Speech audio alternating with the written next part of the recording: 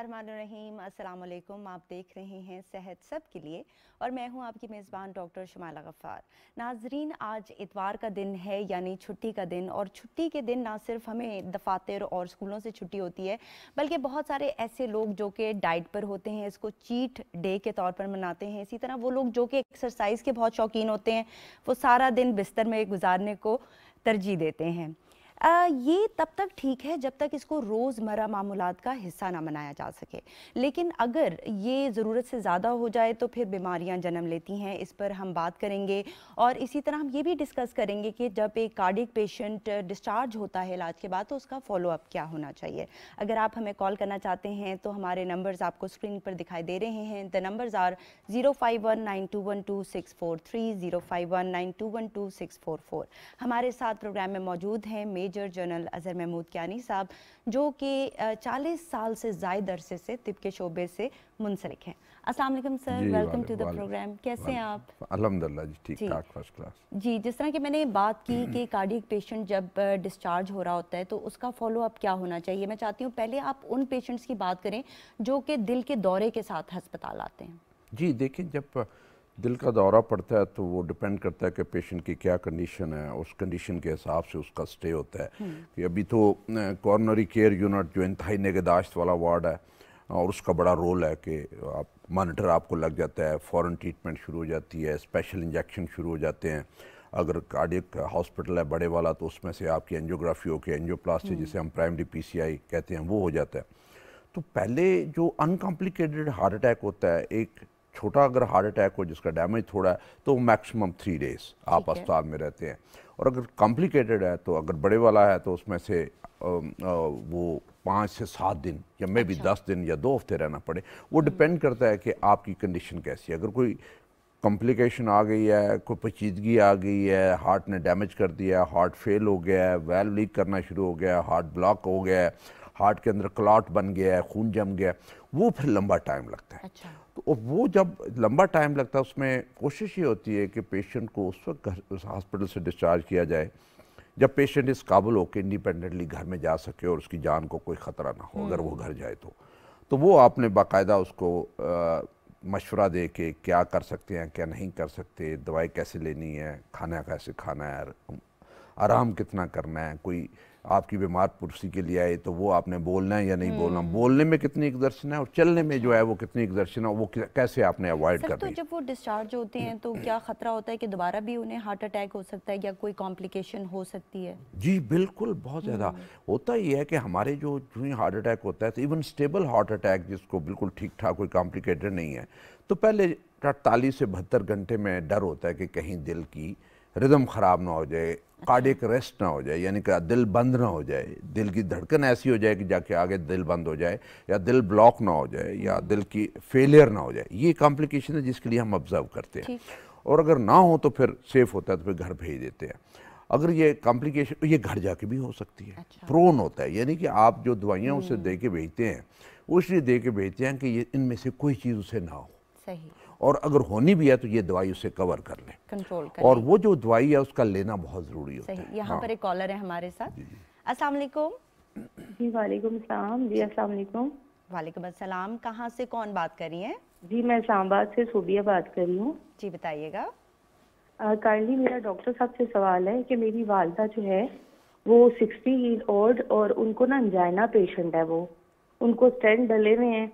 और दूसरा, उनकी बीमारी की आज तक किसी को समझ नहीं आती कि उनकी पूरी बॉडी से एक सेक सा आता है और वो निकल जाता है, और वो कहती है मेरी पूरी बॉडी में जलन होती है। अच्छा ठीक है। डायबिटिक भी हैं वो? जी जी डायबिटिक भी हैं, BP भी है उनका। ठीक है। वजन कितना है उनका? वजन उनका 55। ठीक है। शुगर कंट्रोल्ड है उनकी?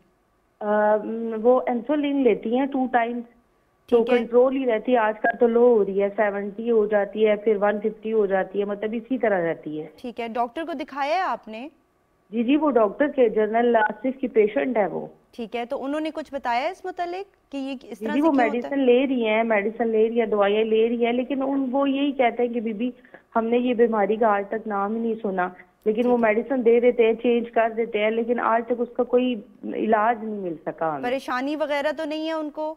नहीं कुछ ऐसे नहीं, लेकिन आपको पता वालिदैन जब इस एज में आते हैं फिर तो परेशान होते ही हैं। सही, चले आपके सवाल का जवाब लेते हैं। नहीं नहीं, एक मुझे ये जी। दोबारा ज़रा बताएंगे कि उनका मेन सिम्टम जो कहते हैं कि ये इनकी बीमारी है, दोबारा ज़रा बताएंगे कि उन्हें क्या दोबारा तकलीफ जी होती है? बताइएगा। वो हार्ट पेशेंट हैं, डायबिटिक हैं और उनको स्टेंट डले हैं। जी जी, नहीं और उन्हें तकलीफ क्या होती है ये तो सुन लिया और साहब। तकलीफ ये होती है कि उनकी बॉडी से एक ना सेक सा आता है। वो कहती है मुझे जलन हो रही है जलन मेरी सी पूरी एक बॉडी फील में, होती है। और सेक आया और वो एकदम से निकल के चला गया। जी ठीक है, चल बहुत शुक्रिया कॉल करने का। जी। आई एक थिंक लहर सी उनको आती है ये जिसमें उनको नॉर्मल है। जलन सी फील उन्होंने होती है। कहें कि स्पेशली ये ख्वातीन में, चाहे वो मेनोपॉजल पोस्ट मेनोपॉजल ख्वातीन हो या ओल्ड एज की हो, तो ये हार्मोनल इफेक्ट होता है। हार्मोनल। और मेरे बहुत सारे मरीज इस चीज़ के सिम्टम के साथ आते हैं और उनको बताते हैं कि ये आपको परेशान, ये इसका दिल के साथ कोई ताल्लुक नहीं है, ठीक। इसलिए आपको परेशान होने की कोई ज़रूरत नहीं है। ये जो है अगर कोई है तो आप एक दफ़ा उसके लिए कोई ना कोई हम रिलैक्सेंट लिख देते हैं या ऐसी कोई चीज़ दे देते हैं। लेकिन जहाँ तक इनकी दिल की बीमारी का तल्लक है, स्टंट डले हैं और उन्हें कोई सीने में दर्द नहीं है चलने से, शुगर है तो वो कंट्रोल्ड है, ब्लड प्रेशर है तो वो कंट्रोल्ड है, तो इसके बारे में फ़िक्र करने की कोई ज़रूरत नहीं है। बिल्कुल, ये जो अलामत है ये उससे मुख्तलिफ है। अच्छा सर, डायबिटिक न्यूरोपैथी भी होती है लेकिन उसकी अलामत थोड़ी डिफरेंट होती हैं। ये कह रही हैं एकदम से आती है और फिर चली जाती है। नहीं, उसमें देखें जब लॉन्ग स्टैंडिंग डायबिटीज़ है ना, जिसमें लोगों को 20-25 साल 30 साल से डायबिटीज़ है और ओल्ड एज है, ओल्ड एज मीन्स के 60 प्लस में अगर आ जाते हैं तो उसमें ऑटोनॉमिक न्यूरोपैथी होती है और उसमें से कई दफ़ा ब्लड हार्ट रेट ऊपर नीचे होता है, ब्लड प्रेशर ऊपर नीचे ड्रॉप करता है, उसमें इस तरह के सिम्टम्स आ जाते हैं, तो वो डायबिटीज़ रिलेटेड होते हैं। तो उसकी वो जो डायबिटीज़ वाले स्पेशलिस्ट हैं उनसे और ऑटोनॉमिक न्यूरोपैथी एक्सरसाइज होती है। देखिए हर मसले का हल जो है ना वो वर्जिश और एक्सरसाइज में है और हमारे मुल्क में वो बहुत कम होती है, बहुत कम होती है। इसमें से अगर जैसे इनकी एज है और ना ये इश्यूज़ हैं, ये घर के अंदर ही अगर सहन में ही 15 आधा घंटा डेली चलना शुरू कर दीजिए। अगर रोज़ाना नहीं कर सकती तो हफ्ते में 5 दिन सिर्फ ये चलना शुरू कर दें, वॉक करना शुरू कर दें, तो ये जो सिम्टम बता रही है इंशाल्लाह ये सिम्टम भी किसी दवाई से इम्प्रूव नहीं होंगे, ये एक्सरसाइज से इम्प्रूव। बिल्कुल, और मैं अक्सर ये कहती हूँ कि अगर फ़ोन कॉल आई है तो आप चलते हुए उस पर बात कर लें तो आपको पता भी नहीं चलेगा और आपकी जो एक्सरसाइज है वो हो जाएगी। अच्छा सर, हमने बात की कि हार्ट अटैक के बाद फॉलोअप क्या होना चाहिए और आपने कहा कि कुछ ऐसी बीमारियाँ भी हैं कि अगर आप घर चले गए हैं तो आपको दोबारा से हार्ट का मसला हो सकता है। इसी तरह अगर एक पेशेंट है वो हॉस्पिटल आया और उसकी एंजियोप्लास्टी हुई या फिर कोई स्टेंट डला, तो उसको क्या एहतियात करनी चाहिए जब वो घर चला जाता है? तो देखिए पहले होता ये है कि जब आपकी एंजियोप्लास्टी हो तो हम एडवाइस करते हैं कि आपने 4 हफ्ते तक काम नहीं करना, यानी ऑफिस नहीं जाना, या अगर कोई जॉब पे हैं तो वो जॉब नहीं शुरू करनी, महीना एक रेस्ट करना है। अगर बहुत मजबूरी है तो 2 हफ्ते के बाद आप जब डॉक्टर को दिखाएं तो वो जब एडवाइस करेंगे, अगर कोई सिटिंग जॉब है, ऑफिस वाला जॉब है, वो आप बैठ सकते हैं तो डॉक्टर के मशवरे के साथ वो शुरू करें।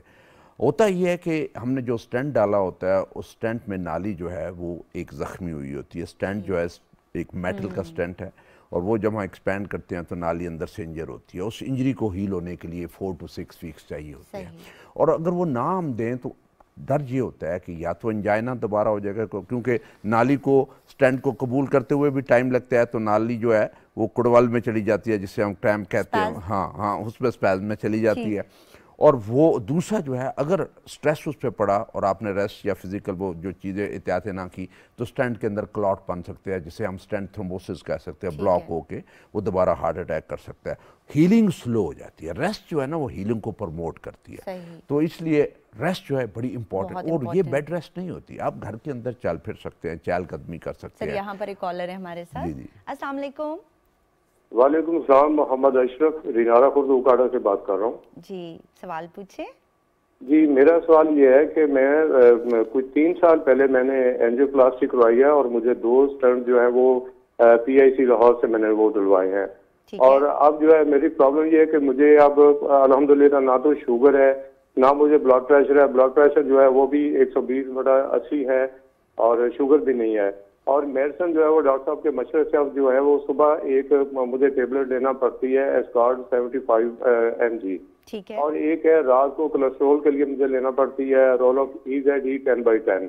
तो अब मुझे ये मसला है कि मेरे मसल में कभी ये कांधों में दर्द होना शुरू हो जाता है, तो इस तरह करके जैसे वो वीकनेस होती है ये मैं महसूस कर रहा हूँ। तो मुझे कोई ऐसी कोई खुराक बता दीजिए या मुझे कोई ऐसी एक्सरसाइज बता दीजिए ताकि मैं अपने आप को जो है ना वो बेहतर महसूस कर सकूँ। बहुत शुक्रिया। बहुत शुक्रिया कॉल करने का। आप अपनी उम्र बता दें पहले जल्दी से। जी 57। 57 है, ठीक है। स्मोकर तो नहीं है? स्मोकर तो नहीं है आप? नहीं नहीं, अल्हम्दुलिल्लाह स्मोकर भी नहीं हूँ, कुछ नहीं, वॉक भी मैं रेगुलर करता हूँ। ठीक है, बहुत शुक्रिया कॉल करने का। जी जी आई थिंक ये बताया उन्होंने काफ़ी हाँ रखा हुआ है। 2 मेडिसिन खाते हैं, एस्कार्ड खाते हैं, रोल अप जो है वो कोलेस्ट्रॉल वाली वो खाते हैं।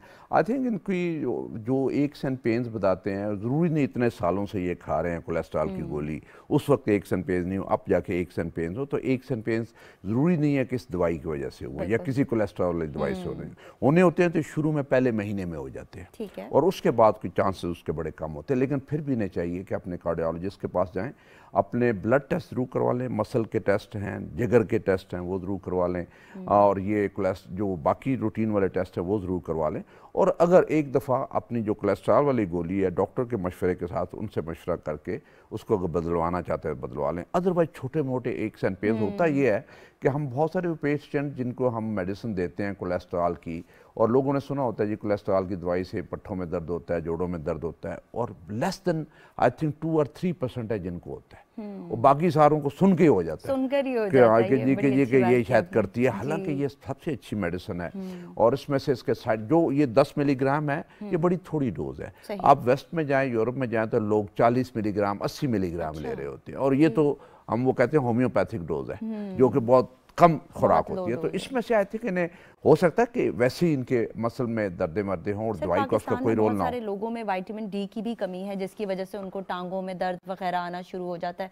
और जिस तरह कि आपने कहा कि ये बहुत अरसे से दवाई पर हैं, तो अगर ये सिम्टम आना होता तो बहुत पहले आ जाता। देखिए इस पे जब सब आई थिंक इस पे बड़ी ट्रायल्स हुई हैं, देखा गया है कि ज़्यादातर लोगों को वैसे ही पट्ठों का दर्द हो रहा होता है, जोड़ों का दर्द हो रहा होता है, वो कहते हैं कि शायद दवाई की वजह से हो रहा है, और दवाई को बंद नहीं करना चाहिए। अगर ये एक दफ़ा चाहें कि अपने डॉक्टर को दिखा के कोई और कोलेस्ट्रॉल वाली दवाई जो है शुरू करवा सकते हैं, और उनकी बाकी अगर चीज़ें ठीक जा रही हैं, अदरवाइज़ ये तो सबसे कम दवाइयों पर जा रहे हैं, सिर्फ 2 दवाइयाँ ले रहे हैं, तो मैंने कभी एडवाइस नहीं करूँगा कि इन दोनों में से कोई भी बंद करें। सर यहाँ पर एक कॉलर है हमारे साथ। अस्सलाम वालेकुम। वालेकुम सलाम जी, कौन कहाँ से बात कर रहे हैं? फारूक बात कर रहा हूँ इस्लामाबाद से। जी सवाल पूछें। मैडम वो हार्ट बीट का मसला है ना, हार्ट बीट तेज हो जाती है, दिल के सारे टेस्ट वगैरह करवा लिए हैं और शुगर भी नहीं है, बीपी भी नहीं है। ठीक है। तो 35 फेयर है ना मेरी उम्र। 35 है जी जी। हार्ट बीट तेज हो जाती है, दिल के टेस्ट, ये जनरल शूर खान साहब बैठते हैं वाली साइड, तो उनसे सारे टेस्ट मैंने करवाए हैं। थायराइड के टेस्ट हुए हैं आपके? दिल का प्रॉब्लम नहीं है। ठीक है, थायराइड के टेस्ट हुए हैं आपके? ये सारे टेस्ट हुए हैं मैडम। थायराइड के टेस्ट भी ठीक है? ये सारा कुछ ठीक है मैडम, सब कुछ क्लियर है। अगर वो खाए ना, वो क्या कहते हैं उसको, अपना दिल की गोली है ना अंडराल, वो उससे थोड़ा सा बेहतर हो जाती है, फिर कुछ चीज खाएं तो फिर ज्यादा हो जाती है, तो समझ नहीं आती। ठीक है, ये किसी खास वक्त पर मशवरा कर देना कि कौन सी दवाई लेनी चाहिए। ठीक है, किसी खास वक्त पर आपको ये दिल की धड़कन महसूस होती है? अक्सर बस 2 दिन तो ठीक रहती है, अगर हम ड्राल खाएं 2-3 दिन, उसके बाद फिर दोबारा ना खाएं तो फिर हो जाती है। ठीक है, अगर आप दवाई ना खाएं तो दोबारा से आ जाती है? ये 2-3 दिन एक गोली के साथ 3 दिन नहीं होती ना, अगर एक गोली खा लें तो फिर ना खाएं तो फिर दोबारा शुरू हो जाती है। इसके साथ साथ कोई और सिम्टम्स भी हैं, जैसे कि पसीने का आना, सांस का फूलना? नहीं, वो इस तरह कुछ नहीं, सिर्फ हार्ट बीट का मसला है। तंबाकू नोशी करते हैं आप? नहीं, कोई नशा नहीं है। शुगर वगैरह कोई आपको है? नहीं, शुगर भी नहीं है, बीपी भी नहीं है मैडम। ठीक है, वजन कितना है आपका? वजन है 65। ठीक है, वॉक वगैरह करते हैं आप? जी मैडम, तकरीबन आधा घंटा सुबह। चलें, वेरी गुड। आपके सवाल का जवाब लेते हैं। मुझे जरा मैं इनका सही तरीके से समझ नहीं सका, आप जरा वहाँ ये बोल रहे थे। जी मैं आपको बताती हूँ। सर, इनको दिल की धड़कन महसूस होती है और इन्होंने टेस्ट वगैरह सारे करवा लिए हैं, लेकिन टेस्ट इनके दिल के बिल्कुल ठीक आए हैं। इसी तरह ये तंबाकू नोशी नहीं करते, इनको शुगर नहीं है, इंड्रॉल ये खा रहे हैं, तो उससे इनको आराम आ जाता है, लेकिन जब ये छोड़ देते हैं तो दोबारा से इनको ये मसला। 35 का क्या ये कह रहे थे? 35 एज बता रहे थे अपनी। अच्छा, ठीक है। उसमें से देखें ये चीज़ें आपने जिसने कहा कि कुछ लोगों को बेसिकली एक इशू होता है एंजाइटी का, और उसमें परेशानी होती है, और वो उसको महसूस नहीं करते कि किसी वजह से परेशानी है, लेकिन कहीं ना कहीं कुछ चीज़ चल रही होती है दिमाग में होती है वो। लेकिन उसमें से जैसे इनकी एज है उसमें थायराइड फंक्शन टेस्ट ये इन्होंने सुना नहीं है, मेरा नहीं ख्याल है इन्होंने थायराइड के टेस्ट करवाए होंगे। इन्हें अपने थायराइड का टेस्ट, थायराइड फंक्शन टेस्ट ज़रूर करवाने चाहिए, उसको रूल आउट करना बहुत ज़रूरी है। और कई दफ़ा जब आप वॉक रेगुलर एक्सरसाइज करें तो आपका हार्ट रेट वैसे ही स्लो हो जाता है जब आप डेली आधा घंटा वॉक कर रहे हैं। हाँ जी। और दूसरी नींद आपकी ठीक होनी चाहिए, और दूसरा हर वक्त अपने आप को परेशानी में नहीं रखना चाहिए, स्ट्रेस में नहीं रखना चाहिए। मेन वजह जो होती है वो परेशानी और स्ट्रेस है जो आपके हार्ट रेट को बढ़ाती है। जो ही आप रिलैक्स होते हैं आपका हार्ट रेट सेटल हो जाता है, अगर आपके सारे टेस्ट नॉर्मल है। उसमें बड़ा इंपॉर्टेंट होता है कि आप एको आपका ठीक हो, आपका जो है वो करवाने चाहिए टेस्ट। ईटीटी आपकी एक दफ़ा हो जानी चाहिए। फिर जो इनका दिल की धड़कन तेज जा रही है, 24 घंटे का एक हॉल्टर मॉनिटर होता है जो 24 घंटे की हम हार्ट बीट रिकॉर्ड करते हैं, वो बहुत ज़रूरी है। उसमें देखना होता है कि कोई रिदम वाला कोई इशू तो नहीं है, उसमें कोई पता चल जाता है। और ब्लड टेस्ट जो इनके सारे, जिसमें lipid profile, uric acid, blood CP, blood sugar, thyroid function test, ये सारे के सारे इनके यानी एक बेसलाइन ये जरूर करवा लें और हॉल्टर मॉनिटरिंग भी हमने देखा ये है कि बहुत कम होता है कि मेजॉरिटी जो पेशेंट्स होते हैं उनका निकलता कुछ नहीं है, कुछ भी नहीं। फाइनली एंजाइटी, स्ट्रेस, एक्सरसाइज ना करना और वैसे बैठे बैठे परेशान हो जाना, ये वो चीजें हैं जो कोई मैटर करती है, इनको आपने कंट्रोल करना। सर आजकल एंजाइटी भी बहुत सारे लोगों का मसला है और उस वजह से भी ये मसाइल होते हैं। यहाँ पर एक और कॉलर है हमारे साथ। अस्सलाम वालेकुम। अस्सलाम वालेकुम जी, कौन कहाँ से बात कर रही है? जी मैं थमीना बात कर रही हूँ लाहौर से। जी बताइएगा। अच्छा, मेरा सवाल है, मेरी मदर की एज है अराउंड 68 ईयर्स। इनको हार्ट अटैक हुआ था 4 साल पहले। अभी दोबारा से इनके जो मेरे भाई हैं वो यंग एज में उनकी डेथ हुई है फरवरी में, तो जिसकी वजह से ये जो इन्होंने टेंशन काफ़ी ली है। और अब ये हुआ है इन्हें कि ज़रा सी भी कोई टेंशन लेती हैं, स्ट्रेस लेती हैं, तो इनके मैदे में काफ़ी दर्द शुरू हो जाती है और सीने में जकड़न हो जाती है, सांस फूलना शुरू हो जाती है। वैसे ये क्लोटिनिन प्लस ले रही हैं, वेलम ले रही हैं, रोजुबार ले रही हैं। ठीक है। बस इनका इस इशू जो अब है, जैसे अभी घंटा पहले इन्होंने या रोई हैं किसी वजह से, इनका जो मैदा और सीना है वो जकड़ जाता है, एकदम से सांस फूलना शुरू हो जाती है। ठीक है। क्या हमें डॉक्टर को कंसल्ट करना चाहिए, जाके दिखाना चाहिए दोबारा से, या इनकी इको करवानी चाहिए? भाई की डेथ किस वजह से हुई थी और किस एज पर हुई थी? उनकी 53 में हुई थी, नहीं सॉरी 50 इयर्स एज थी उनकी, और उनकी 18 जनवरी को डेथ हुई थी, और वो भी हार्ट फेलियर से हुई थी। ठीक है।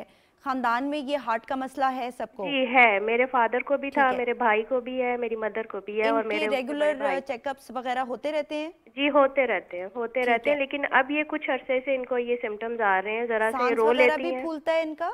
सांस बहुत फूलता है, वॉशरूम तक जाती हैं तो सांस फूलती है। ठीक है, उसके लिए डॉक्टर को दिखाया आपने? जी दिखा दिया है, उसके लिए उन्होंने क्लोटिनिन प्लस और रोजुबार और वेलम दी थी कि ये स्टार्ट कर दें। और ये सिम्टम्स जो हैं ये इनको एक्सर्शन पे आते हैं, जिस तरह कि आपने कहा कि वॉशरूम वगैरह जाती हैं, बैठे बैठे भी सांस फूलता है इनका? सॉरी, बैठे बैठे भी फूल जाता है सांस? बैठे बैठे नहीं फूलता, लेकिन थकावट बहुत फील करती हैं, बहुत थक जाती हैं। शुगर वगैरह है इनको?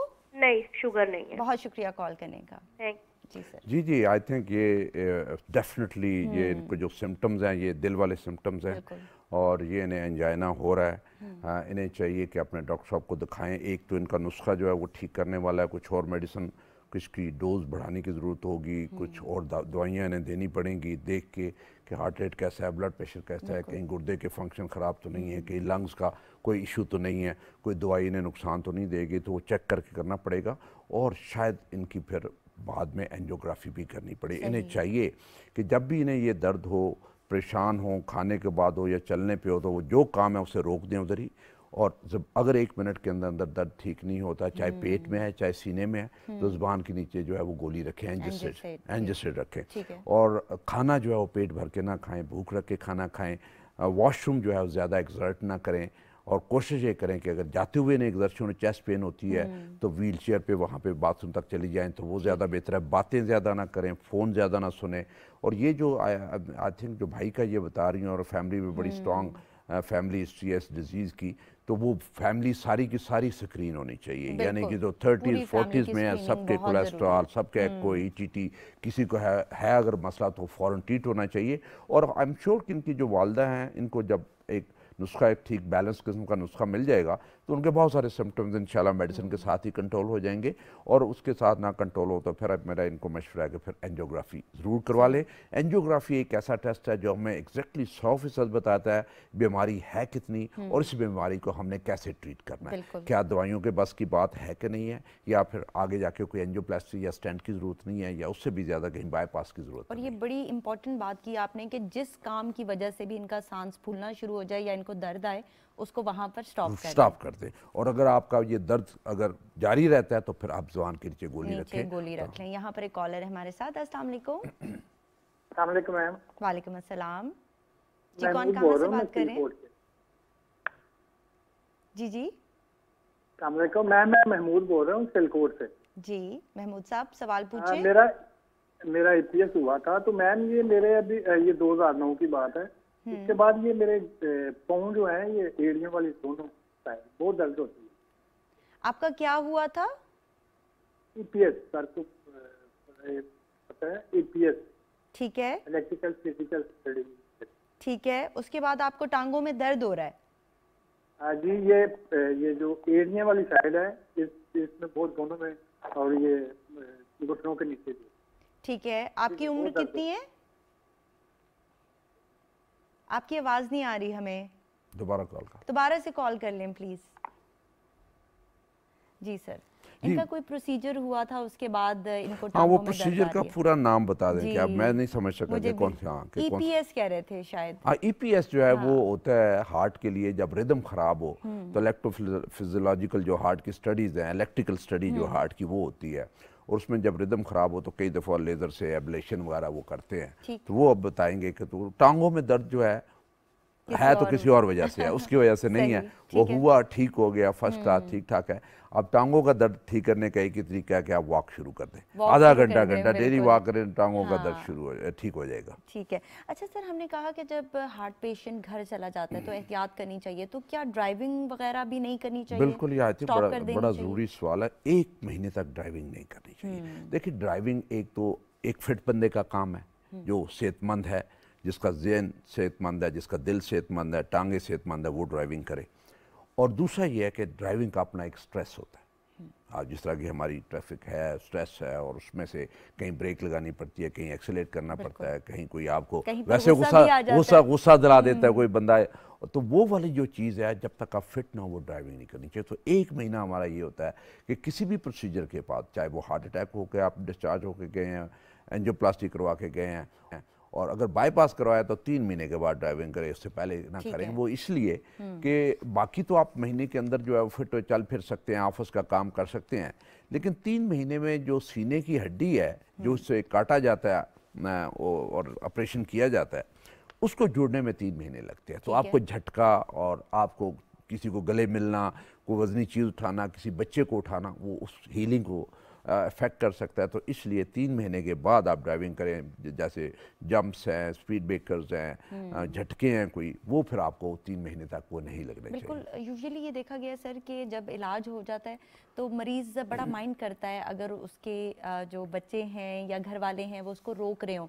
कि आप ड्राइविंग ना करें या कोई काम ना करें, वो कहते हैं मैं बिल्कुल ठीक हूँ, मैं कर सकता हूँ, लेकिन इसका नुकसान है, तो आपने खुद एहतियात करनी है, क्योंकि एहतियात जो है वो इलाज से बेहतर है। अच्छा सर, ड्राइविंग नहीं करनी, इसी तरह बच्चों को भी नहीं उठाना, खाने में भी कोई एहतियात करनी चाहिए? खाने में बहुत, एक तो शुरू से जाएं तो पेट भर के खाना ना खाएं, हमेशा भूख रख के खाना खाएं। फुल स्टमक हमेशा दिल के ऊपर बोझ डालता है और आपका अंजाइना या दिल का अटैक बढ़ जाता है। और अगर फ्रेश हार्ट अटैक हुआ तो आपका रिदम ख़राब हो सकता है, हार्ट ब्लॉक हो सकता है, आप वेंट्रिकुलर टैकिकार्डिया और फिब्रिलेशन कार्डियक अरेस्ट में जा सकते हैं, आप फेलियर में जा सकते हैं, और आपको अंजाइना हो सकता है। फुल स्टमक के साथ आप जो अदरवाइज़ नहीं होना चाहिए, यानी सीने में दर्द हो जाता है, कि अगर आप हल्का पेट रखेंगे तो वो दिल के ऊपर बोझ कम बनेगा। ये नहीं है कि मैदा जाके बोझ डालता है, बल्कि जब आपका मैदा भरा हुआ होता है तो दिल को काम करना पड़ता है, उसको डाइजेस्ट करने के लिए उसको ब्लड सप्लाई करना पड़ता है, और दिल का काम बढ़ जाता है उसमें। आपने दिल को भी रेस्ट देनी है, मैदे को भी रेस्ट देनी है, और उस हद तक खाना है जितना जो है दिल को डिस्टर्ब ना करे। सर, यहाँ पर एक और कॉलर है हमारे साथ। अस्सलाम वालेकुम। अस्सलाम वालेकुम। वालेकुम सलाम जी, कौन कहाँ से बात कर रहे हैं? इरशाद अली बात कर रहा हूँ, सखर। जी, सवाल पूछे। मेरे दिल में कभी कभी सुई सी चुभन सी होती है, 8 दिन के बाद, 10 दिन के बाद। ठीक है। या कभी जो है ना वो ऐसे ही दिल फड़कना शुरू हो जाता है खाली। अच्छा, तो उम्र कितनी उम्र है है मेरी 49 उम्र। 49। तंबाकू नोशी वगैरह करते हैं आप? नहीं नहीं। शुगर? शुगर भी नहीं। Blood pressure? नहीं है। ठीक है। कोई परेशानी? परेशानी नहीं है। ठीक है। थायराइड वगैरह के टेस्ट हुए हैं आपके? टेस्ट कोई भी नहीं कराए। ठीक है। वजन कितना है आपका? वजन है 80 है। और हाइट कितनी है आपकी? 5 फुट ठीक है। 9 इंच। तो क्या करते हैं आपके आराम आ जाता है आपको? खुद ही से ही बस सुई सी चुभती है? खुद ही ओके हो जाती है, बस 1 मिनट भी नहीं होता है। ठीक है। मतलब ऐसे झटके थोड़ी देर, मतलब 1 सेकंड में मतलब सुई सी चुभन हो गई। ठीक है। फिर खानदान में कभी किसी होता को है। दिल का मसला है? दिल का मसला नहीं है कोई फिलहाल तो ऐसे। ठीक है। आपने कोई टेस्ट वगैरह करवा लिए हैं सारे दिल के या नहीं? नहीं नहीं, कोई भी दिल के टेस्ट नहीं। ठीक है। अब आप पूछना चाह रहे हैं कि क्या करना चाहिए? जी जी, ये कोई मतलब सीरियस बात हो सकती है या नहीं, या एहतियात इसमें करनी चाहिए, डॉक्टर साहब से पूछ लें प्लीज। ठीक है, बहुत शुक्रिया कॉल करने का। ओके जी जी सर। हाँ जी, आई थिंक इनका अभी इनकी उम्र इतनी है और इन्हें आई थिंक वैसे ही टेस्ट करवा लेने चाहिए। बिल्कुल। जो इनके सिम्टम बता रहे हैं, जो अलामात बता रहे हैं, उसमें तो हार्ट वाला मसला नहीं लगता, लेकिन कई दफ़ा होता है कि कुछ लोगों को उस हिसाब से अलामात नहीं आती और ऐसी एक कोई इंडिकेशन आ जाती है। और अगर आपके टेस्ट सारे नार्मल हों तो फिर आप रिलैक्स होते हैं और फिर आपको फिक्र करने की कोई ज़रूरत नहीं है। तो मेरा इन्हें मशवरा होगा कि अपने ब्लड के टेस्ट सारे वगैरह करवा लें। उसमें कोलेस्ट्रॉल, शुगर, किडनी के टेस्ट हैं, थायराइड के टेस्ट हैं, इको वगैरह है, हार्ट का अल्ट्रासाउंड और स्ट्रेस टेस्ट ETT ये करवा लें। अगर ये नॉर्मल है तो फिर इनको फिक्र करने की कोई ज़रूरत नहीं है, फिर ऐसे ही है, लेकिन टेस्ट ज़रूर करवाने चाहिए। सही। सर कौन कौन से करवा लेने चाहिए? एंजियोग्राफी भी करवाएं या नहीं? एंजियोग्राफी की नहीं, ठीक है, अभी नहीं उसमें ये टेस्ट करवाएंगे और अगर उसमें से कोई इंडिकेशन आई, कोई टेस्ट ख़राब हुआ, जैसे ETT में कोई ख़राबी आ जाती है या इको में कोई ख़राबी आ जाती है और वो इंडिकेट करता है कि जी कि इनको कोई हार्ट का प्रॉब्लम हो सकता है, तो फिर एंजियोग्राफी की बनती है। अदरवाइज ये टेस्ट इनके सारे नार्मल आते हैं, खून के टेस्ट, यहाँ बेसलाइन टेस्ट हैं वो सारे। इन्हें चाहिए कि सक्खर में जो है वो एक कार्डियक सेंटर है जो NICVD का है, एक उनका सैटेलाइट क्लिनिक है वहाँ पे, और वहाँ पे कार्डियोलॉजिस्ट भी होते हैं। वहाँ पे जाके आपने एक दफ़ा टेस्ट करवा लें, अगर वो टेस्ट क्लियर है तो रिलैक्स करें, फिर इन्हें फिक्र करने वाली कोई बात नहीं। यहाँ पर एक और कॉलर है हमारे साथ। अस्सलाम वालेकुम। वालेकुम सलाम जी, कौन कहाँ से बात कर रहे हैं? कामरान बात कर रहा हूँ, लाहौर से। जी, जरा ऊंचा बोलिएगा प्लीज। मैं लाहौर से कामरान बात कर रहा हूँ। जी, सवाल पूछे।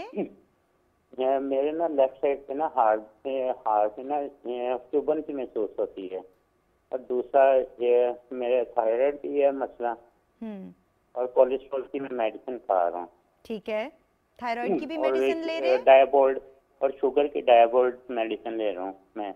ठीक है। तो थोड़ा अर्सा हुआ मेरे ना ये लेफ्ट साइड से ना पेन भी महसूस होती है और चुभन महसूस होती है मुझे ना। ठीक है। आपकी शुगर कंट्रोल्ड है? नहीं, शुगर मेरी तकरीबन 300 350 41 एज है मेरी। ठीक है। शुगर तो आपकी काफी ज्यादा है। ब्लड प्रेशर कंट्रोल्ड है आपका? हाँ जी, ब्लड प्रेशर कंट्रोल है। वॉक वगैरह करते हैं? वॉक का टाइम नहीं मिलता, वो ऑफिस में मैं वार्डा मुलाजिम हूँ, ऑफिस में ही ना मैं चलता फिरता रहता हूँ। ठीक है। वजन कितना है आपका? मेरा तकरीबन 78 के दरमियान होगा। ठीक है। और हाइट तकरीबन 5.5-6 इंच है। ठीक है। थायराइड कंट्रोल्ड है आपका? थायराइड वो डॉक्टर ने कहा था कि ना ये इसका ना ऑपरेट हो सकता है। अनमोल हॉस्पिटल भी मैं गया था। ठीक तो है। उन्होंने कहा था कि ऑपरेट है। ठीक है। शुगर कितने सालों से? शुगर कितने सालों से आपको? ये तकरीबन 5-6 साल हो गए हैं। ठीक है। और तंबाकू नोशी वगैरह करते हैं आप? नहीं, तंबाकू वगैरह कुछ नहीं है। ठीक है, चलें आपके सवाल का जवाब लेते हैं। बहुत शुक्रिया कॉल करने का। अच्छा, इनके 2 रिस्क फैक्टर्स हैं, एक तो शुगर है 5-6 साल से, दूसरा थायराइड का इशू है। बिल्कुल भी कंट्रोल और नहीं है। और दोनों का जो है वो हार्ट, और कोई थायराइड ऐसा नहीं जो कंट्रोल ना हो। वो आप या तो मेडिसिन नहीं लेते हैं, उसमें रेगुलर नहीं है, या रेगुलर जाके आप चेक नहीं करवाते। देखें, जो थायराइड का पेशेंट है उसे चाहिए कि हर 3 महीने के बाद अपने टेस्ट करवाएं, और थायराइड के टेस्ट देखिए अगर ऊपर नीचे हैं तो दवाई जो है डॉक्टर साहब से एडजस्ट करवाएं। और दूसरा जो है शुगर का कंट्रोल रहना बहुत ज़रूरी है। इनका 300 शुगर है। देखें, जब आपकी इतनी शुगर होती है ना तो आपका खून बहुत गाढ़ा हो जाता है, बिल्कुल। और इतना गाढ़ा होता है कि उसमें क्लॉट बनने शुरू हो जाते हैं, और अगर आपको मामूली से भाई ब्लॉकेज है नालियों में तो आपको हार्ट अटैक हो जाता है, बिल्कुल, जो कि आपको नहीं होना चाहिए। नॉर्मली हार्ट अटैक होता है जब नाली 100% बंद होती है, ब्लॉकेजेस होती है फिर जाते हैं। लेकिन अगर आपको माइनर डिजीज़ है, यानी मामूली से 10-20% भी ब्लॉक है और शुगर आपकी इतनी ज़्यादा है 300, तो आपको इसके साथ भी हार्ट अटैक वक्त से पहले हो जाएगा। इसलिए शुगर का कंट्रोल करना बहुत ज़रूरी है। यही मैं पूछना चाह रही थी आपसे कि अगर एक पेशेंट है जिसकी शुगर कंट्रोल्ड है वर्सेस टुवर्ड्स दैट पेशेंट जिसकी शुगर कंट्रोल्ड नहीं है, तो दोनों में क्या फ़र्क होगा सर? जो जिसकी कंट्रोल नहीं है उससे 20 साल पहले हार्ट अटैक हो जाएगा। अच्छा। और जिसकी कंट्रोल्ड है वो 15-20 साल 25 साल लेट कर देगा। जो बड़ा फ़ायदा होता है उसमें, नॉर्मली हमारे जो अटैक्स होते हैं ज़्यादातर आते हैं अनकंट्रोल शुगर की वजह से। हम जब उसकी एंजियोग्राफी करते हैं पता चलता है उसकी नाली तो इतनी बंद ही नहीं थी, 20-30% बंद थी और उसे हार्ट अटैक, जो को नहीं होना चाहिए था। और वो उसकी शुगर ज़्यादा थी, खून गाढ़ा हुआ और उसमें क्लॉट बनने की टेंडेंसी ज़्यादा आई और उसे हार्ट अटैक हो गया। ये नालायकी होती है। देखिए शुगर का ये है कि हर एक को ज़हन में ये रखना चाहिए कि सुबह की शुगर 120 से ऊपर ना जाए बगैर खाए पिए, ठीक है, और शाम वाली शुगर शाम के खाने से पहले 160 से ऊपर रहा। और 3 महीने का जो एवरेज कंट्रोल होता है जिसे हीमोग्लोबिन A1C कहते हैं, वो 7 से कम होना चाहिए। ये 3 फैक्टर्स अगर आपके ज़हन में हो और उसको टारगेट करके आप अपनी शुगर को कंट्रोल करें, और डॉक्टर की उस वक्त तक जान ना छोड़ें जो आपकी शुगर कंट्रोल कर रहा है, उसकी उस वक्त तक जान ना छोड़ें जब तक कि ये लेवल आपके मिल ना जाए आपको। यानी इस लेवल पे जब शुगर कंट्रोल होगा फिर सेफ होगा, फिर इंशाल्लाह आपको ना कॉम्प्लिकेशंस होंगी ना ज़्यादा प्रॉब्लम होंगे।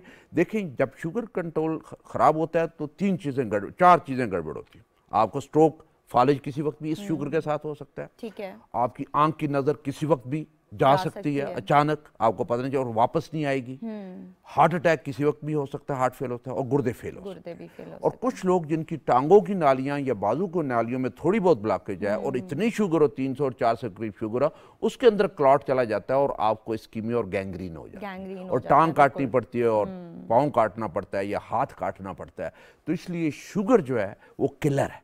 हाँ, इस पर मजीद बात करेंगे। यहाँ पर एक कॉलर है हमारे साथ। अस्सलाम वालेकुम। वालेकुम अस्सलाम जी, कौन कहाँ से बात कर रही हैं? जी रियाना बीबी भालपुर से। जी सवाल पूछे। जो छाती में बाजी बहुत दर्द होता है मुझे। अच्छा, कब से हो रहा है आपको ये? कब का? 1 महीना हो गया। ठीक है, उम्र क्या है आपकी? उम्र 16 होगी, 16 साल। 16 साल उम्र है आपकी। अच्छा, शुगर वगैरह है कोई आपको? नहीं जी, नहीं बाजी। प्रेशर? जी, ब्लड प्रेशर वगैरह है कोई? नहीं ब्लड प्रेशर नहीं है। कोई टेस्ट वगैरह किए हैं आपने? डॉक्टर को दिखाया? जी टेस्ट किए हैं। ठीक है, डॉक्टर को उन्होंने कुछ नहीं कहा। नहीं, डॉक्टर ने कुछ नहीं बताया। ठीक है, कौन कौन से टेस्ट हुए हैं कुछ आपको पता है? थायराइड के टेस्ट हुए हैं, दिल के टेस्ट हुए हैं? जी दिल के भी हुए हैं और खून के भी टेस्ट हुए हैं। तो उन्होंने क्या बताया? उन्होंने कहा कोई मसला नहीं है। ठीक है, कोई परेशानी वगैरह? नहीं, परेशानी तो कोई नहीं है। ठीक है, आप पूछना चाह रही हैं कि दिल का दर्द क्यों हो रहा है आपको? एको करवाया था? एको करवाया था आपने? दिल का अल्ट्रासाउंड। जी, दिल का अल्ट्रासाउंड करवाया था आपने? नहीं। ठीक है, वजन कितना है आपका? वजन 35-36 होगा। अच्छा, चलें, बहुत शुक्रिया कॉल करने का। जी। इनका मेन मसला था कि इनको सीने में दर्द हाँ, वो देखिए बहुत सारे जो अभी बच्ची है 16 साल की जवान है, उसमें कोई इतना बड़ा मसला नहीं है। आई थिंक कुछ लोगों को वैसे सीने में पट्ठों का दर्द होता है। जो इम्पोर्टेंट चीज़ होती है आपने बच्चों में जो निकालनी होती है कि ECG हो जाए, छाती का एक्सरे हो जाए और एको हो जाए। एको जो है दिल का अल्ट्रासाउंड है।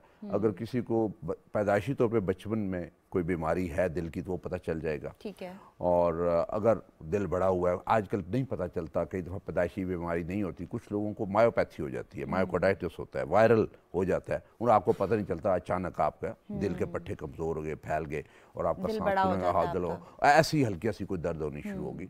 तो ये जो टेस्ट है ये बेसलाइन टेस्ट हैं जो होने बहुत ज़रूरी हैं। अब ये बच्ची है, इसके होते हुए सारे इसके टेस्ट हो जाए, ब्लड CP हो जाए कि कहीं एनीमिया तो नहीं है, दूसरा शुगर हो जाए कि कहीं शुगर तो नहीं जो अनडिटेक्टेड है, जो पता करेंगे, किडनी के टेस्ट हो जाएं और कोलेस्ट्रॉल हो जाए कि कोलेस्ट्रॉल जो है कहीं पैदाइशी तौर पे ज़्यादा तो नहीं है या उसकी जो मकदार है वो ज़्यादा तो नहीं है, और एको, चेस्ट एक्स और ECG, और फिर ये एक दफ़ा ज़रा कार्डियोलॉजिस्ट को दिखा। देखिए किसी भी वजह से अगर आपको नहीं भी दिल की तकलीफ और वैसे ही कोई सिम्टम हो गया तो एक दफ़ा स्क्रीन हो जाए तो ज़्यादा बेहतर है। तो हो सकता है कि अगर अर्ली डिटेक्शन हो जाए, बीमारी का पहले पता चल जाए, उसका इलाज हो जाए, तो जो उसके आगे जाके कॉम्प्लिकेशन नुकसान हैं उससे आप बच सकते हैं। जी, और बहुत सारे मरीज़ ये भी कहते हैं कि डॉक्टर ने कुछ नहीं बताया, तो मरीज़ को चाहिए कि वो खुद डॉक्टर से पूछे कि डॉक्टर साहब मेरे टेस्ट ठीक आए हैं, कोई मसला तो नहीं आया है, मैं परेशान रहूं, या फिर जो है वो स्ट्रेस वगैरह लेना छोड़ दूं कि मैं बिल्कुल जो ठीक इस उम्र के लोग हैं, लड़के लड़कियां, बुजुर्ग, बाकी ये बेसलाइन टेस्ट हैं जो आपको जरूर करवा लेने, क्योंकि ये आप फिर आपको इशारा करते हैं, इंडिकेट करते हैं कि ये मसला हो सकता है, आगे चलें और टेस्ट करवाएं। वो फिर आहिस्ता आहिस्ता, लेकिन ये काम जो है वो स्पेशलिस्ट हो तो ज़्यादा बेहतर है, उसे फोकस होगा जी कि मैंने ये देखना है ये कोई ऐसा दिल का मसला। यहाँ पर एक और कॉलर है हमारे साथ। अस्सलाम वालेकुम। जी वालेकुम सलाम मैडम, कैसे हैं आप? ठीक है अल्हम्दुलिल्लाह। जी, कौन कहाँ से बात कर रहे हैं? जी मैं नासिर बात कर रहा हूँ रावलपिंडी से। मैंने पूछना था कि मुझे जो है ना ब्लड प्रेशर का मसला है। अच्छा। लेकिन मैं टैबलेट लेता हूँ हर रोज, लेकिन फिर उसके जो है ना ये टैबलेट लेने के बाद भी ये 95, 100 रहता है, और ऊपर वाला जो है वो 130, 135, 40 तक भी जाता है। ठीक है। लेकिन टैबलेट के बावजूद लेने के हर रोज। कौन सी टैबलेट ले रहे हैं? वो जी सॉरी मुझे नाम नहीं उसका याद, लेकिन वो काफी देर से मुझे डॉक्टर ने लिख के दी है, लेकिन वही मैं कंटिन्यू कर रहा हूँ। काफी देर से आप ले रहे हैं तो आपको नाम याद होना चाहिए था। जरूर करना चाहिए, अपनी गोली का नाम जरूर याद रखें। और यही हम लोग बार बार बताते हैं कॉलर्स को कि जब वो कॉल करें। सॉरी मेरे ख्याल सरतान है, सरतान। ठीक है, सरतान। ठीक है। अच्छा वो ले रहा हूँ, और साथ एक लो प्लेट प्लस, ठीक है ना, लो प्लेट अपना एक लो प्लेट है, और वो दोनों लो प्लेट। ठीक है। शुगर है आपको? कॉल आई थिंक ड्रॉप हो गई है इनकी। जी नहीं, आई थिंक उनका चले हमें समझ आ गई कि गोली खा रहे हैं, उनका ब्लड प्रेशर कंट्रोल नहीं हो रहा, क्या करना चाहिए। ठीक है। और डॉक्टर साहब के पास दोबारा जाएं और इस गोली के साथ उन्हें कहें जी नहीं हो रहा कंट्रोल, और फिर उनसे अपनी डोज चेंज करवाएं या गोली अपनी चेंज करवाएं। आपका ब्लड प्रेशर जो है वो 140/90 से नीचे रहना चाहिए। 90 से क्रॉस नहीं करना चाहिए। 90 से ऊपर होगा तो दिल का साइज बढ़ता चला जाएगा, गुर्दे फेल होते जाएंगे, आंख पे असर होगा, दिमाग पे असर होगा। ब्लड प्रेशर को 140/90 से नीचे रहना चाहिए, ये बड़ा इंपॉर्टेंट। जितने भी ब्लड प्रेशर के मरीज़ हैं उनको टारगेट ये होना चाहिए कि वो जो भी दवाई खाएं, जिस डॉक्टर साहब को वो मशवरा करें, उनका ब्लड प्रेशर टारगेट होना चाहिए कि इसको 140/90 से नीचे रखना है और 110/70 या उससे ऊपर रखना है। अच्छा सर, अगर शुगर का पेशेंट है तो उसका ब्लड प्रेशर फिर उसके लिए उसका ब्लड प्रेशर उसका 120/80 से ऊपर नहीं जाना चाहिए, बल्कि लास्ट हद उसकी 130/80 है। क्योंकि जो शुगर के मरीज होते हैं उस शुगर का ऑलरेडी गुर्दों पे असर हो रहा होता है, हार्ट पे असर हो रहा होता है, दिमाग पे असर हो रहा होता है, और जितना ब्लड प्रेशर शुगर वाले मरीजों में 120/80 या 130/80 ज़्यादा होगा, गुर्दे उतने ख़राब हो रहे होंगे। ठीक है। इसलिए उसके लिए ये टारगेट जो है शुगर वालों के लिए ज़रा नीचे, उनका जितना लोअर साइड पे होगा उतना बेहतर होगा, उतना बेहतर है उनके लिए। यहाँ पर एक और कॉलर है हमारे साथ। अस्सलाम वालेकुम। वालेकुम सलाम जी, आमिर इकबाल बात कर रहा हूँ शेखपुरा से। जी सवाल पूछे। शेखपुरा से। जी जी सवाल करें। सवाल पूछें जी। कभी बार ना रात खाना खाने के बाद दर्द होती है राइट साइड पे दिल पे, कभी अक्सर होती है। ठीक है। टीवी की आवाज मत सुने, हमसे फोन पर बात करें। ठीक है। खाना खाने के बाद टीवी आपको तो दूर है। अच्छा ठीक है। खाना खाने के बाद आपको दिल में दर्द आता है? जी जी जी। ठीक है। क्या उम्र है आपकी? 32। ठीक है। कोई टेस्ट वगैरह हुए हैं आपके? नहीं कोई नहीं करवाया मैंने। Blood pressure, sugar? नहीं कोई वो भी नहीं मसला है। ठीक है। तंबाकू नोशी करते हैं आप? नहीं जी वो भी नहीं। वजन कितना है आपका? 82। वॉक वगैरह करते हैं आप? जी डेली करता हूँ वॉक। ठीक है। कोई सांस वगैरह भी चढ़ता है आपको? सांस जब रनिंग करता हूँ तो उस वक्त तो हो जाता है। ठीक है। और ये दिल ज्यादा ही हो जाता है, जैसे ना ज्यादा ओवर ही इतनी रनिंग नहीं। वैसे चलने पर भी सांस वगैरह फूलता है आपका? नहीं वो भी नहीं होता मैं। ठीक है। वॉक करने पे पेन होता है कोई? वॉक करने पर दर्द होता है आपको? नहीं वो भी नहीं होता। डॉक्टर को दिखाया है आपने? नहीं वैसे अभी नहीं दिखाया, तकरीबन 1-2 माह ही हो गए, मैंने कहा ठीक हो जाएगा। ठीक है। फैमिली में किसी को दिल का मसला है? जी अक्सर हमारी फैमिली में ये प्रॉब्लम है। वालिदैन वगैरह को है? जी वाले साहब को है मेरे। ठीक है, चलें आपके सवाल का जवाब लेते हैं। बहुत शुक्रिया कॉल करने का। इन्हें तो सबसे पहले अपने डॉक्टर के पास जाना चाहिए। जी हाँ, जी हाँ, बिल्कुल। आई थिंक उसमें टीवी प्रोग्राम देख रहे होंगे और फिर बीच में से आ गया होगा तो उन्हें बीच में मसला होता है। देखें, ये अच्छा किया कि इन्होंने सवाल कर लिया। इनकी फैमिली हिस्ट्री है, एज इनकी थोड़ी है, वेट भी इनका ठीक है, वॉक भी करते हैं, सिगरेट भी नहीं पीते, सारी अच्छी बातें हैं। और उसमें से सिर्फ यही होगा कि एक दफ़ा डॉक्टर के पास जाके अपने ब्लड टेस्ट सारे करवा लें, जिसमें शुगर है, कोलेस्ट्रॉल है, ECG करवा लें और ETT स्ट्रेस वर्जन जो टेस्ट है वो करवा लें और एको करवा लें। जो दिल वाला डॉक्टर इनके घर के नज़दीक है शेखुपुरा में, उन्हें दिखा के ये टेस्ट सारे करवा लें और उसमें से अगर वो नॉर्मल आ जाते हैं फिर रिलैक्स करें। और यही जो इनकी आदत है कि सिगरेट नहीं पीना, वजन को नहीं बढ़ने देना, चलना है, खाना ठीक रखना है, नींद 6 से 8 घंटे पूरी करनी है, फर्स्ट क्लास, ये फिर इंशाल्लाह फिट रहेंगे। वो कंटिन्यू करें और एक दफ़ा अपने टेस्ट वगैरह करवा लें और डॉक्टर को दिखा लें। सर मैं पूछना चाह रही थी कि अगर किसी का ब्लड प्रेशर बहुत ज़्यादा हाई हो जाता है तो भी कोई दवाई वो ले सकते हैं डॉक्टर के पास जाने से पहले? जिस तरह कि हमने कहा कि अगर दिल का दर्द आ रहा हो तो एंजासिड ले सकते हैं, तो ब्लड प्रेशर के लिए भी देखिए ब्लड प्रेशर जो है ना, उसमें अगर आपका ब्लड प्रेशर 160 या 180 और नीचे वाला 110 से ऊपर चला जाए, जो नॉर्मल दवाइयाँ ले रहे हैं उसके बावजूद ऊपर चला जाए, तो एक तो ये कर सकते हैं अपने दवाई डॉक्टर से मशवरा करके उन्हीं दवाइयों की डोज ऊपर कर सकते हैं। दूसरा जो इमरजेंसी के लिए जो आपके पास दवाई होनी चाहिए वो कैपोटेन एक गोली है। अच्छा। वो कैपोटेन गोली जो है 25 मिलीग्राम की एक गोली होती है, वो हर वक्त घर में जिनको ब्लड प्रेशर घर में मौजूद होनी चाहिए।